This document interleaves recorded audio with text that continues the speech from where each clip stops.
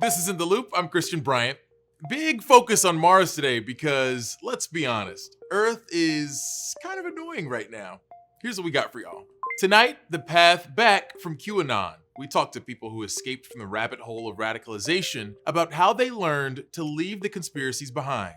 Then, for the first time, we get to hear what Mars sounds like. I'll do my best Bill Nye the Science Guy impression to break it down for you. But first, here's what you need to know right now. Some Texas residents have received this warning. Water should only be used to sustain life. Roughly 7 million people in Texas are under some sort of boil water advisory or notice. No one here is used to that.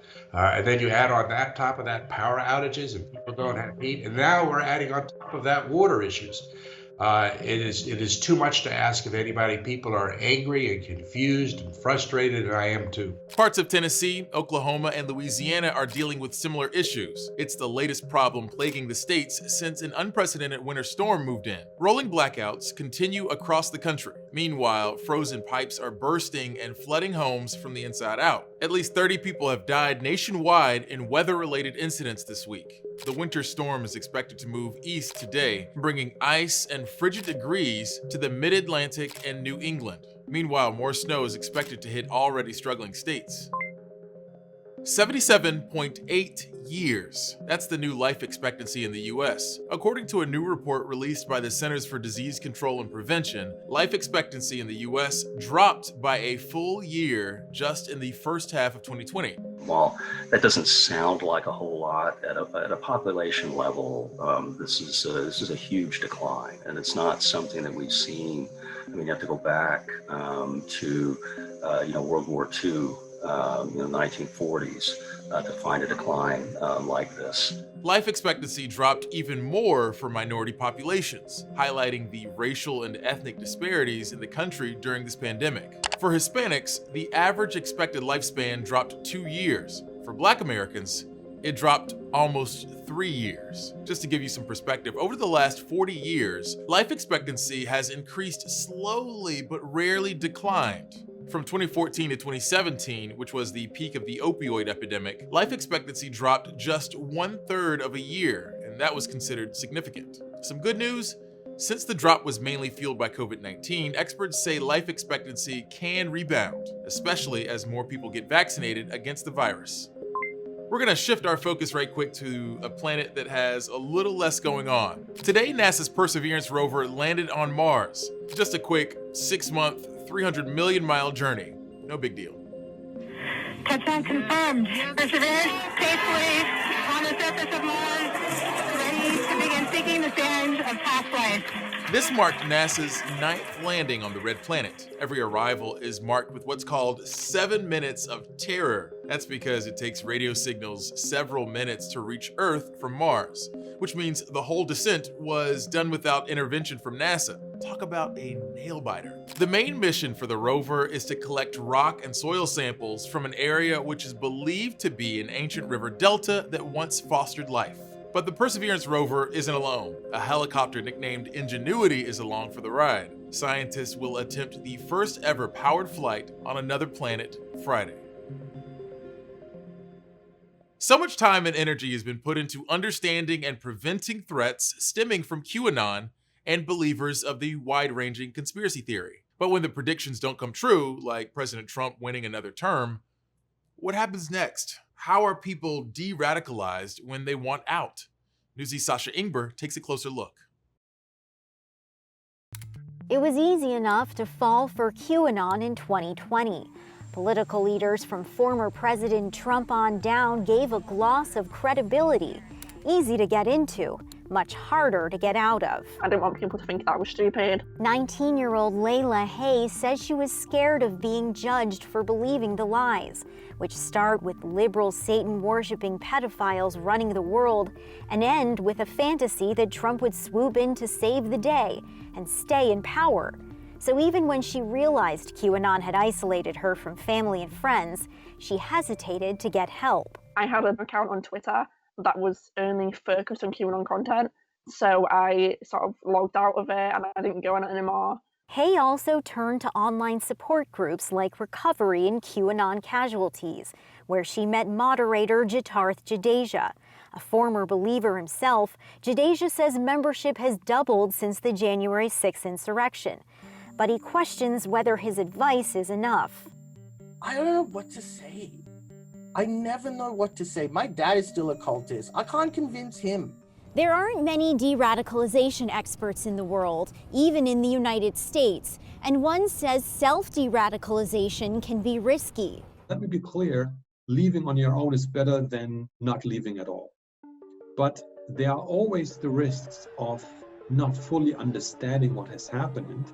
And we know in many cases, people who self-de-radicalize run the risk of radicalize again into a different group. Daniel Kohler also says the U.S. mental health community is woefully unprepared. Unfortunately, the United States is about 30 to 40 years behind most European countries when it comes to building de-radicalization programs or even the most basic support structures. Stephen Hassan, an ex-cult member of the Unification Church, now a cult expert, agrees. There's no systematic training programs when people are getting trained to be a psychologist, a psychiatrist, a counselor, for how to work with this population. The American Psychiatric Association confirms to Newsy it has no such program, but Hassan says each cult member needs a customized plan, and family members need support in reconnecting with loved ones who were cut off by QAnon. We need to really develop a large-scale education program, first with family members and friends, because they're the first line. It's like, I miss you. Where have you been? The conspiracy theory suffered a serious blow when Donald Trump left office, but QAnon experts say not enough people are disavowing the cult. For Layla Hay, after weeks of inner reflection, she decided to reach out. I started getting counselling, which was helpful, and also seeing my family more, talking to them more was really helpful to bring myself back to reality. Experts warn the movement will adapt and grow. That means many people will need to find a way back to reality for a long time to come. From Washington, Sasha Ingber, Newsy. When you're back, we're going to give ITL the Bill Nye treatment and take a quick trip to the Red Planet.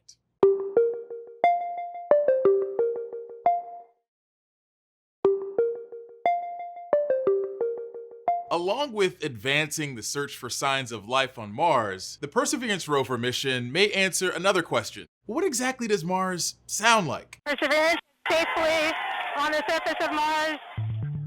Two microphones attached to the rover will directly record audio from the surface of the planet for the first time ever. One mic recorded the rover as it touched down on the red planet's surface, and the other is meant to capture ambient noise on the planet. The idea is that we'll be able to hear just how frigid, thin, and CO2 heavy the Martian atmosphere is. All the sounds will be quieter, but I feel pretty confident that we'll be able to hear sounds that are close by, like the wheels going over crunchy rocks.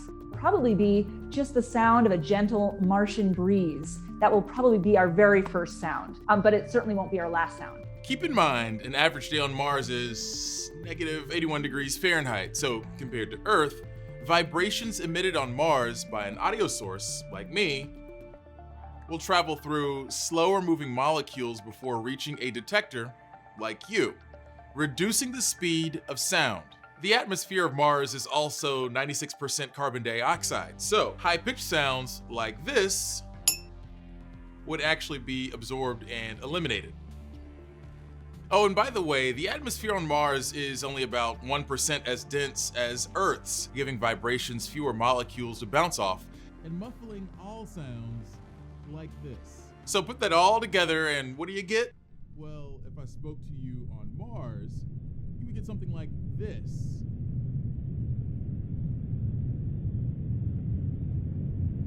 NASA has set up a whole soundboard to show folks the difference between our Earth sounds and those Mars sounds. My personal favorite is the Martian clair de lune.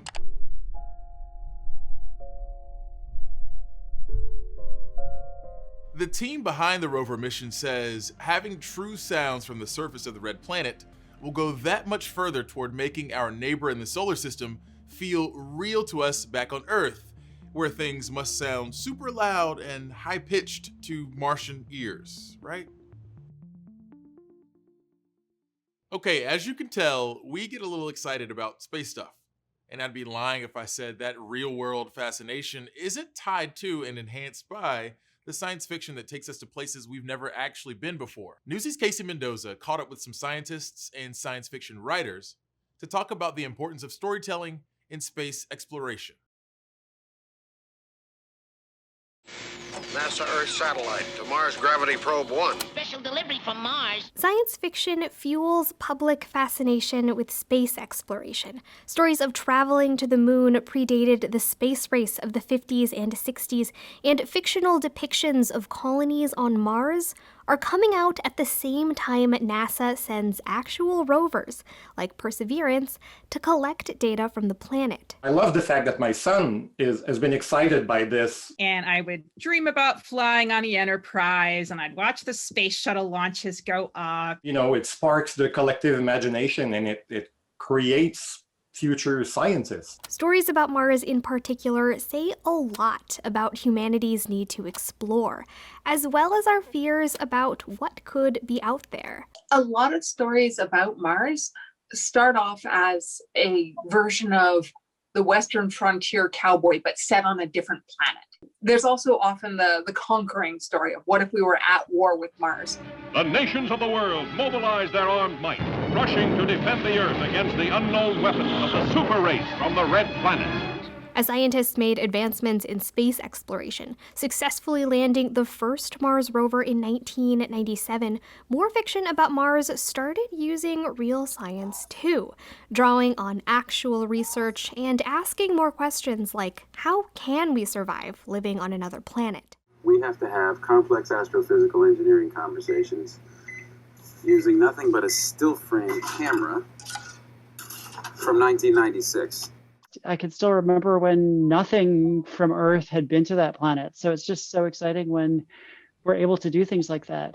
The Martian, both a book and Oscar-nominated film, is about an astronaut left behind on the Red Planet and the rescue mission to bring him back home. It's one of the most well-known, technically accurate sci-fi titles because it was driven by real-life research and accurate math. It's a story of survival and of adapting to your environment and of finding ways to make things work and of cooperation and collaboration to pull through together. For audiences, stories like The Martian aren't just entertaining. They're informative about the science and the real-life work behind the scenes of labs and launch sites. Most importantly, they can help us imagine what's possible in the universe. Science fiction is going to be the way you're introduced to things like artificial intelligence, genetics, bioengineering. When it comes to the unknown, to the things that we've never seen or touched before, we always go there first with our imagination. Casey Mendoza, Newsy, Earth. President Biden has distanced himself from his predecessor, but his administration is using part of a Trump-era plan for addressing COVID.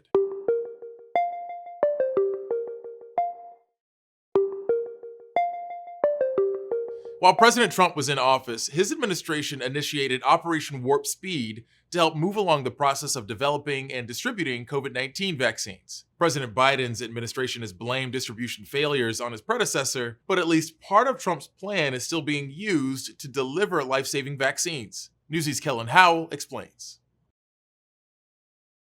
We wasted so much time. Nearly a month into his presidency, President Biden and his administration continue to blame former President Trump for the slow rollout of COVID vaccines. Look what we inherited. We inherited a circumstance here where, and now for we did a lot in the first 2 weeks. There was no national strategy or plan for vaccinations. We were leaving it to the states and local leaders to try and figure it out. But despite the criticism, in key ways, the Biden administration is following the playbook started under Trump. The Department of Defense confirms to Newsy that the Biden administration is still using the same vaccine distribution model developed by Operation Warp Speed under Trump. And that effort is still being overseen by General Gus Perna, who led the effort last year. Centralized distribution is being managed by the CDC through an existing contract to deliver vaccines and supply kits. We continue the mission to accelerate the development, manufacturing, and delivery of safe and effective vaccines and therapeutics. And General Perna continues in his role overseeing this effort, said Laura Ochoa, a spokeswoman for General Perna. The Biden administration has taken steps to increase vaccine supply and boost the number of vaccinators, but the infrastructure to get the shots from the manufacturing line into Americans' arms hasn't changed. It's more or less the plan that we put together, frankly, that's happening. And maybe there are improvement, and that's really great. Some acceleration, but clearly we didn't go from no plan to a plan and from no vaccine to a vaccine. That's clear in the chart documenting the acceleration of vaccine production and distribution, a steady progression from the final months of the Trump administration to now. White House Press Secretary Jen Psaki on Wednesday doubled down on the vice president's comment, saying there was no comprehensive plan. So there are significant steps that have been taken. What they were conveying was that we did not have a comprehensive plan. There were not enough vaccines. There was not enough coordination with governors and local officials, and there were not enough places where people could get the vaccine. And now we're working to address that. This month, President Biden said the federal government will purchase an additional 200 million vaccine doses from Moderna and Pfizer, vaccines that were developed in record time while President Trump was in office. For Newsy in Washington, I'm Kellen Howell. Millions of Texans have gone without power this week as temperatures dropped to historic lows. Folks with the resources to do so have left their homes to look for accommodations at hotels. But some hotels have been accused of jacking up prices during this winter storm. Newsy's Therese Garnier has more.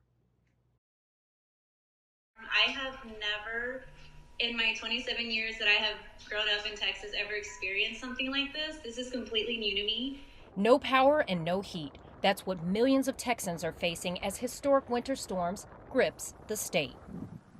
And now there are concerns hotels are jacking up prices as people look to escape the cold. We got the room at the price it was supposed to be booked at, but I did hear about that, and it honestly made me completely upset at the fact that there are healthcare workers that need to get to work safely to be able to take care of people, and if they're price gouging, that's completely unfair. Although she says her stay at the Marriott was a good experience, Gonzalez admits she is among the very lucky few, after she and a few of her co-workers rented a room just days before the storm hit. When we got there, it was a little bit chaotic. We saw a lot of people just kind of like scrambling to check in. We found out that a lot of the rooms got booked up. So they were actually turning a couple of people away. But other hotels, like Wyndham Hotels and Resorts, are under intense scrutiny after questions were raised about potential price gouging. A spokesperson for the Austin Hotel said they do not tolerate price gouging. They say they believe the rate increase was an employee error. The Arctic blast first struck the state Monday, dropping temperatures below 5 degrees. And some homeowners, like this one in Austin, surprised by bursting pipes after days without electricity or power. Around the state, store closures, low supply of firewood, and slippery roads. The grocery stores are a lot of people went to the grocery stores to take everything. We're kind of going off of some canned goods around here. The commute to work has been nearly impossible. San Antonio spokesman Laura Mays tells Newsy the city has opened a warming center to help those still struggling without heat or electricity. And as far as hotels attempting to price gouge, the Texas Attorney General says they will be prosecuted to the fullest extent of the law. Therese Garnier, Newsy. If you haven't done so already, feel free to give us a shout on Twitter using the hashtag #NewsyInTheLoop. Real fans know compliments are good, but DMs to my boss are better.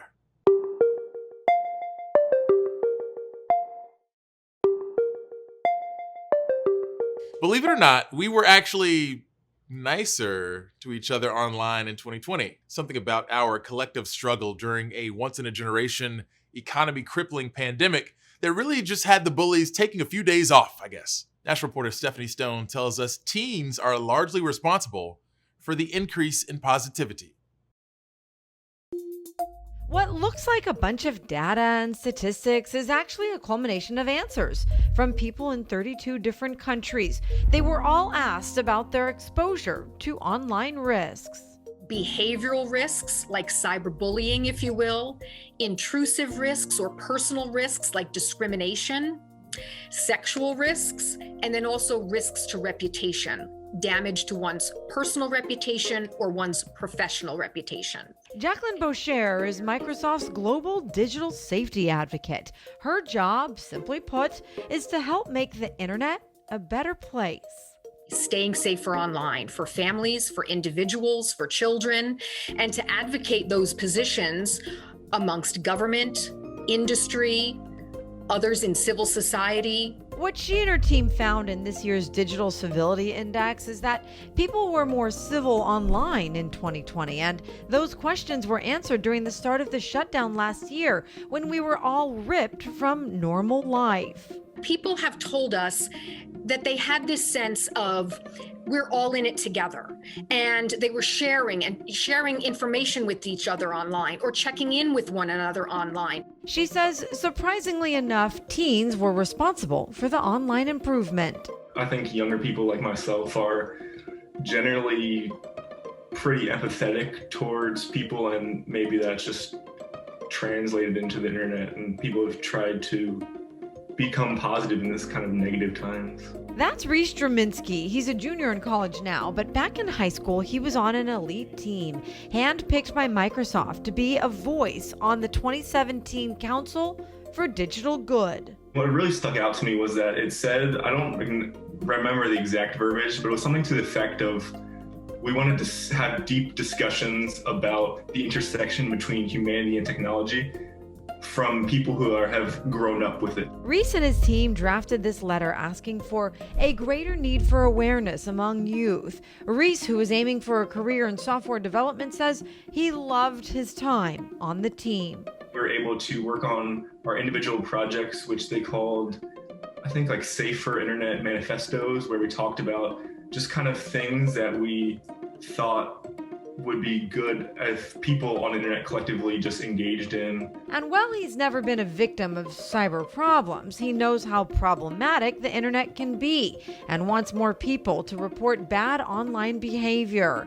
As an online safety advocate, Jacqueline Boucher recommends people remember the golden rule: treat others how you wish to be treated online or otherwise, and take the civility challenge to put your online usage in check. I'm Stephanie Stone, reporting. That's it for us, gang. As always, thanks for watching. We'll be back next week for more of The Loop. Same time, same place. Top stories from Newsy are headed your way right now.